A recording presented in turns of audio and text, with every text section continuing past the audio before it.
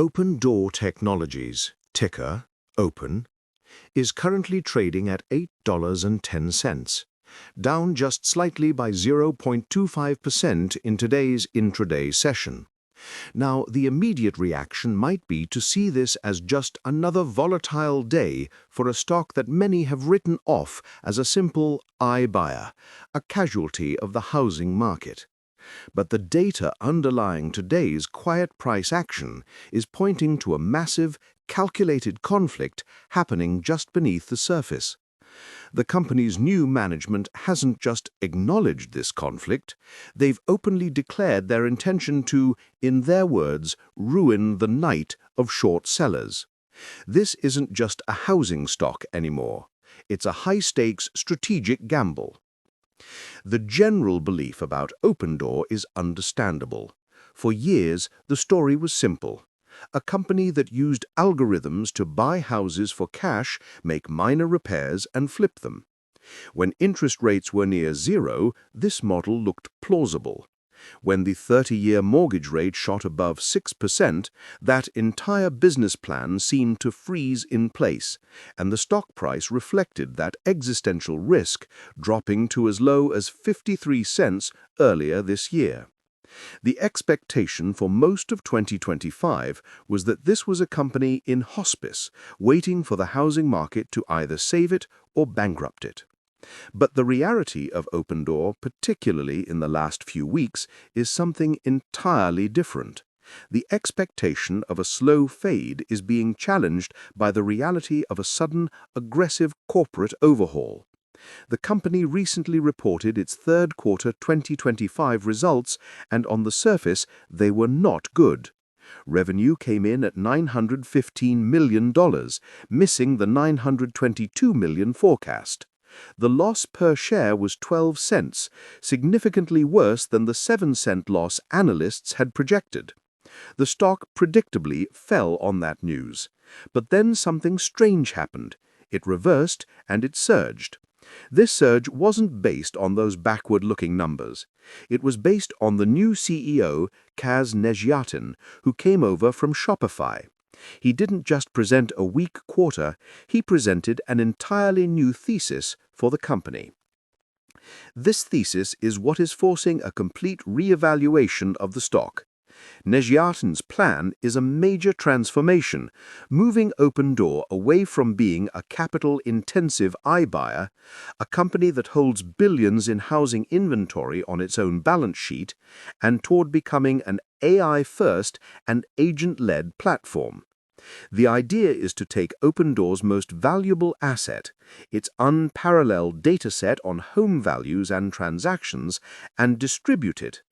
Instead of just buying the house itself, Opendoor is increasingly offering its cash offer tool and AI-powered pricing models directly to real estate agents, allowing them to present an Opendoor cash offer to their clients alongside a traditional market listing. This platform approach aims to reduce Opendoor's own inventory risk and create a more scalable, less capital-heavy business.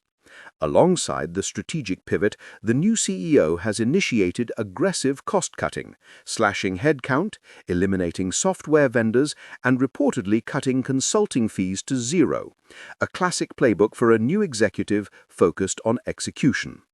This new story was compelling enough to get J.P. Morgan to initiate coverage with an overweight rating and an $8 price target, citing this major transformation. But the new CEO didn't stop at strategy. He launched a direct, public assault on the market participants betting against him. This brings us to the short-selling situation, which is perhaps the most critical component of the Opendoor story right now. The company is, without question, one of the most heavily shorted stocks on the market. As of the latest data, Opendoor's short interest as a percentage of the float is a staggering 24.61%.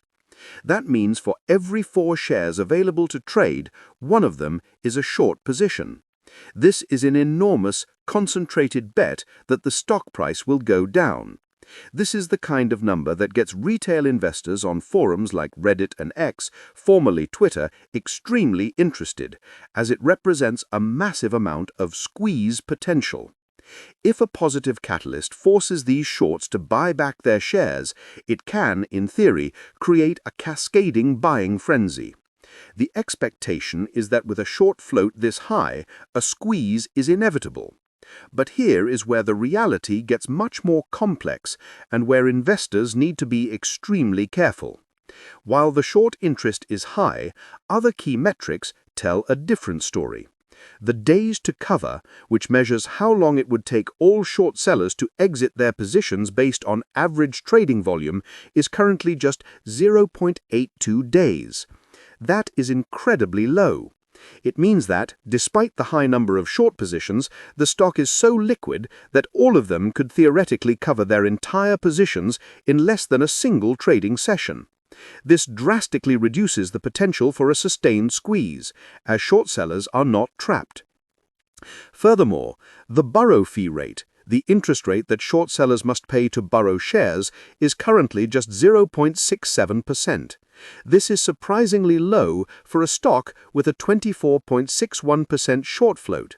When a stock is hard to borrow, this rate can skyrocket into the double or even triple digits, inflicting significant pain on short sellers and forcing them to cover. A borrow rate below 1% suggests that large institutions are more than willing to lend out their shares, and there isn't a supply crunch. So what's happening? We have a high short float, bearish bet, but low days to cover and low borrow fee. Shorts are not scared or trapped. This is the battlefield the new CEO stepped onto, and his response was the special warrant dividend.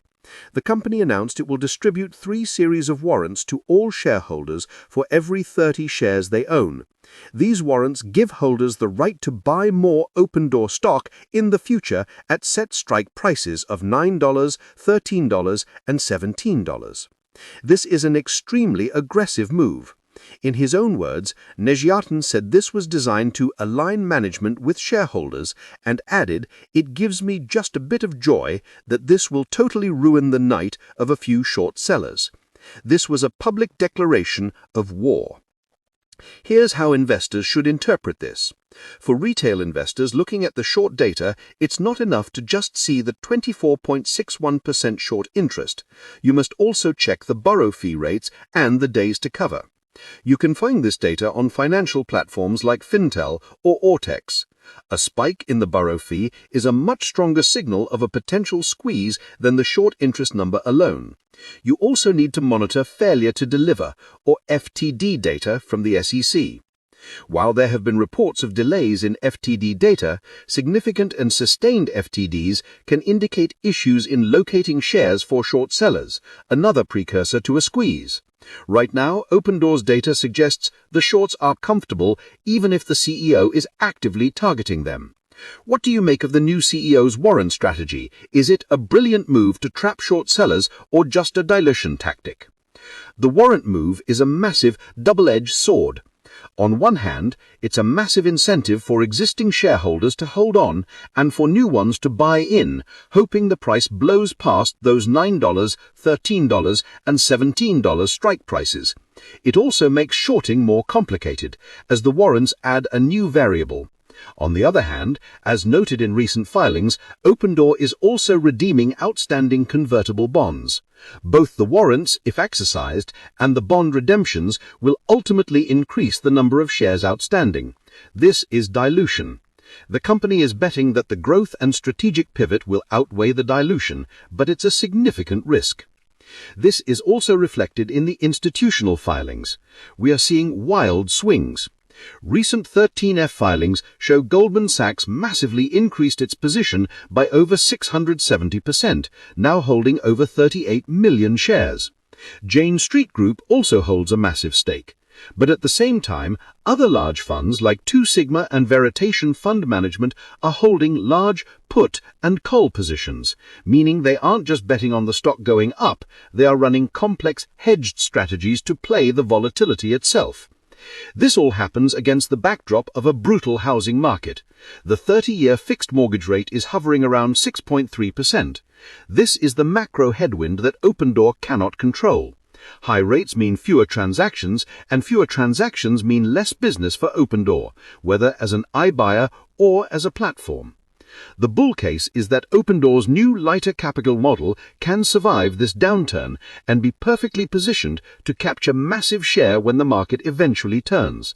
The new CEO's background at Shopify gives investors confidence that he knows how to build a platform and execute.